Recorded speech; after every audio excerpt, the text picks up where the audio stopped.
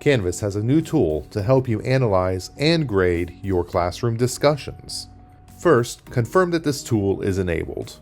In your course navigation menu, scroll down to Settings. Click Feature Options. Look for Ignite AI Insights for Discussions. Make sure it is enabled.